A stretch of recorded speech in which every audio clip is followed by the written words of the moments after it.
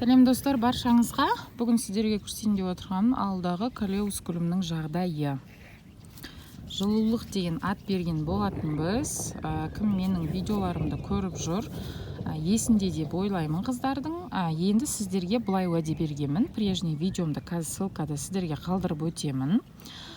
Кім менің каналыма тіркелген жоқ, каналыма тіркеліп, осы гүлдің информациясын білгісі келсе, жазылып өтіңіздер, лайк басып өтіңіздер, пікірлеріңіз қалдырыңыздар. Сіздердің Колеус гүлдеріңіз қанша... Жума! Қазір ғана қараңыздар, жапырағын жұлып тастады. Енді бұл гүлден атросканы қалай аламыз, және бір айдағы жағдайын көрсеткім келіп тұр сіздерге. Енді қараңыздар қыздар, бір айдағы жағдайы, міне, қазір орнықтырып алайын. Сіздерге обещать еткендей ең үлкен жапырағын көрсетем дегенмін, который ладонямен бірдей, яғни мынандай қолмен бірдей. Міне қараңыздар, бұдан да үлкен болады. Қолым кәдімгідей ішіне кіріп кететін. Міне қараңыздар. Енді бұл қазір 40 сантиметрдай болып тұр. Қазір жауын болып жатыр. Сыртта олайын деп жатыр, жел тұрып жатыр. Міне ең үлкен побегі, мамасының побегі осындай болып тұр. Енді сіздерге мына жерде мен атроскаларын көрсеткім келіп тұр. Міне ең үлкен ствол, міне ең үлкен ствол мамочкасы. Міне соның жанында біреу, екеу, міне мынандай. Мына жақта 1, 2, 3, 4, 5, 6, 8 гүлімен мына жерде түбінен осы мамочкасына жеткізбей, мына жерден осылай қиып аласыздар. Үзіп алсаңыздар да болады. Осы бір атроска, міне үлкен болып өскендегі алып көрсетем дегенім. Және де қазір жақындатып көрсетейін. Міне бөлек. Мынау мысалы мамасы, міне мынау үлкені. Қараңыздар, менің қолымның, сұқсаусағымның, үлкен сұқсаусағымның размерімен бірдей. Ал енді деткалары қараңыздар, міне біреу, екеу, сол көрініп тұрған шығар. Міне үшеу, төртеу, ар жақтағымен бесеу. Осылай мамочкасын қалдырып 5 гүлді бөлек алып алсаңыздар болады.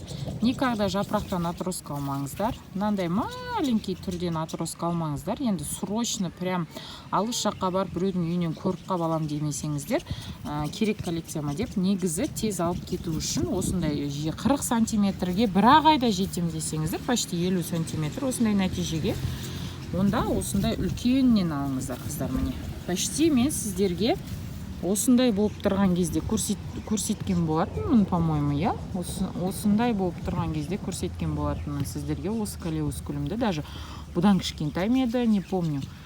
Қарап өтсеңіздер болады ссылкада. Міне соңғы осы жердегі 2 жапырақ осының астынан 1 сантиметрде 2 сантиметрде түсіп, міне осы өйстіп аласыздар. Осы гүлде осы топырақ, сол топырақ тамырлары сыртқа шығып үлгерген, жанынан барлығынан детка беріп жатыр, өте көп детка беріп жатыр, өзін жақсы сезінуде. Міне қараңыздар, ең үлкен жапырақтары осындай болып үлгерді. Сіздерге көрсеткен кезде ең үлкен жапырағы, по-моему, осындай меді, осындай ғана болатын, сіздерге көрсеткен кезде. Енді күн шықты, күн шыққан кезде міне цветі осындай болады. Шығыс жақта күн шығатын бетте тұр бұл Колеус гүлі. Қазір өзіме бір бұтағын ғана кесіп сіздерге көрсететін боламын атросканы, және қиылғаннан кейін ең нижний жапырағын қалай алып тастап суға салатынды да көрсетемін. Міне осылай. Қараңыздар, жаңбыр жауайын деп тау жақта жауып, бізге жаумай. Радуга кемпір қосақ шығып жатыр. Аспанда жаңбырлар құйып жатыр. Сіздерге бір проблема көрсеткен болатын. Осы Колеус гүлінің қисайып тұрғанын көрсеткен болатынмын. Және көбі 1-2 көрерменім жазыпты, что қисайып кете береді деп. Айттым ғой сіздерге, күнге бір жағына 10 күнге қалып кетті, содан мына жағы қисайып қап деп стволы. Қазір көрінетін жақтан көрсетейін сіздерге. Міне кім көріп тұрса, міне криво мына жағы былай. Мынау былай криво, міне қисық. Одан кейінгі міне полный түзеліп кетті. Айналдырып отыру керек қыздар. Сосын қазір сіздерге көрсетейін деп отқаным, атросканы мына тиіп тұрған былай жоғары өскен жағынан тигізбейміз. Жоғары 5 сантиметрдей, мынадан төмен 1 сантиметр. Сосын мына жақтағы осы атроскадан алым кеп тұр. Өзі де осындай детка болып тұрған еді. Осы былай көрініп тұр ғой, сіздерге міне. Енді қазір пышақтың көмегімен аламыз. Міне мынадан 1, 2, 3, 4 міне. Дұрыс көрмей қалды. 1, 2, 3, 4, 5 сантиметр, мынадан 1 сантиметр міне. Осы жерінен кесеміз. Қазір кескендегін көрсетемін. Уже срез жасап қойдым, кімге көрініп тұрса міне. Міне. Енді қыздар қараңыздар. Міне қиылған кезі. Міне осындай болады. Бұл қатты, здоровый колеус гүлі осылай тұру керек. Жылулық. Прям жылулық сыйлайды. Қараңыздаршы міне. Міне. Өте бір радовать етеді, тез өсет адамға. Өте бір көзді қуантады, күтімі жақсы болса. Сосын сіздерге бір нюанс айтқым деп тұр, қыздар. Бір атроска алып, бір апта 10 күн демалыңыздар. 3 атроска, 4-5 атроска алуға болмайды. Максимально 2-3 атроска. Максимально, қыздар. Так что атросканың түбінде ствол осылай қалу керек. Ол бір. Екіншіден, алған атроскадағы мына жерде гүлі міне өсіп келатыр ғой, бүршіктеп.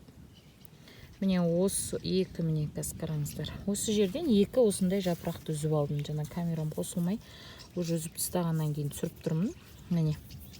Осы екі жердегіні, мына енді стаканға батып тұрады ғой, мына жер. Сол үшін бұл бәрібір шірейді, қажет емес. Алып тастап, стаканға осылай салып, тамырлата бересіздер. Сізге алдында таныстырылым болған кезде көрсеткен едім бұл гүлді. Енді тағы да таныстырылым болмасын деп, қазір атроска алуын көрсетіп тұрмын. Бұл бірді. Екіншіден, қазір сіздерге тамырлады, қанша уақытта тамыры қандай болады, және отырғызу барысын бірнеше уақытта каналыма тіркеліп өтіңіздер, көрсететін боламын. Және де кімде колеус гүлі бар, қандай проблема болып жатыр, бірнеше қыздар жазған еді. Күнді не қылып тұр, жаңағы светін өзгертеді, не қылады деп. Ол күнді жақсы көрмейді деп жазыпты біреулер. Ондай емес. Күнді жақсы көреді. Шығыс беттегі жарықты өте жақсы көреді. Енді күнді жақсы көреді деп азынан кешке дейін тікіп түсіп тұрған күнге қойып қоймаймыз, қыздар. Шығыстағы күн төбеге барады, одан кейін батысқа қарай батады, сол кезде алмасады ғой. Шығыс жақтағы терезеден әдемі өседі. Міне атросканы осылай аласыздар. Міне осылай. Және де 2 атроска, 3 атроска көптен алмаңыздар. Сол қызыл горшок, сол топырақ барлығы осы. Колеус гүлінің күтімі 1 айда, міне нәтижесі. Қазір сіздерге суретін түсіріп көрсететін болам. Міне қараңыздар. Келесі видеомда кезіккенше, тамырлатуын отырғызу видеосында кезіккенше қош саламатта болыңыздар. Менен жаңа видео күтіңіздер, каналыма тіркеліңіздер. Каналым развивать етуіне үлестеріңізді қосыңыздар, ақпараттарыңызды алып отырыңыздар. Менімен бірге болсаңыздар, мен қуанышты боламын. Сау саламатта болыңыздар. Қыздар, тағы бір айтылатын нюанс жағдай. Прозрачный стаканға салыңыздар, тамырлатқан кезде. Ұмытып баратыр екенмін, қосымша қосып видеоны салып жатырмын. Міне. Осылай.